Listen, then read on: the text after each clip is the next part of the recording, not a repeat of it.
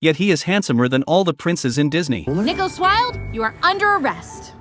For what? Hurting your feelings? Thousands of years ago, animals lived in two opposing camps. One was the brutal carnivores, the other the gentle herbivores. After thousands of years of evolution, animals no longer attacked each other and lived in harmony. In Bunnyborough, there was a little rabbit named Judy. Since childhood, her dream was to become a police officer. Through intelligence and hard work, she successfully entered the police academy. At the academy, the trainees were large animals like polar bears and tigers, while Judy was a tiny rabbit. She failed every challenge that police recruits normally faced, but she worked harder than anyone else. Gradually, she caught up, played to her strengths, and avoided her weaknesses, learning to use her surroundings to take advantage of her agility. In a boxing training session, she managed to beat a rhinoceros many times her size.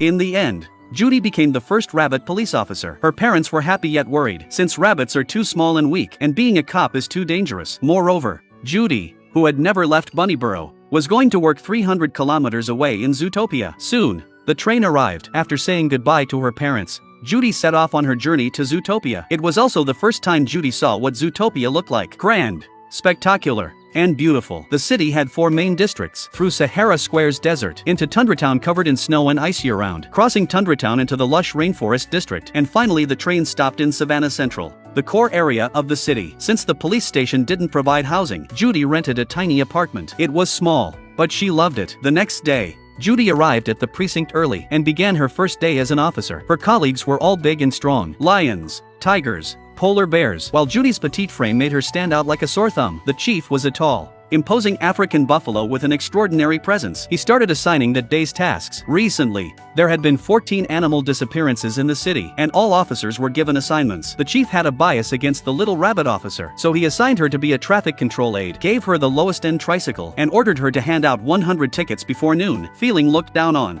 Judy was disappointed, but she was born unwilling to admit defeat. Using her ability to hear from all directions, she issued a ticket the moment a parked car was 1 second over the limit. In just half a day, she wrote 200 tickets. Then Judy spotted a fox sneaking into an ice cream shop. Rabbits naturally held a hostile view toward foxes, so she followed and saw the fox trying to buy a jumbo popsicle. But the shopkeeper practiced species discrimination against carnivores, especially sly foxes, and refused to sell to him. Even when the fox explained it was for his son, the shopkeeper still said no. Seeing the cute little fox, Judy's sympathy overflowed. Using her police authority, she helped the fox buy a popsicle. But after they parted ways, Judy accidentally saw that same little fox again. Just as she went to say hi, she noticed the fox melting the popsicle, pouring the sweet water into bottles, loading them into a cart, and leaving. Realizing something was wrong, Judy tailed him all the way to Tundratown. The little fox made footprints in the snow, placed sticks, and the big fox poured the sweet water over them to make mini popsicles, which they sold to white-collar hamsters in the rodent district for $2 each. The stained sticks they sold as redwood to construction sites. This whole scheme earned them several times the profit. The fox's son wasn't really his son, just a business partner. Judy realized she had been tricked, but just as she prepared to arrest the fox, he produced various business permits. The fox had been operating here since childhood. He was a crooked businessman,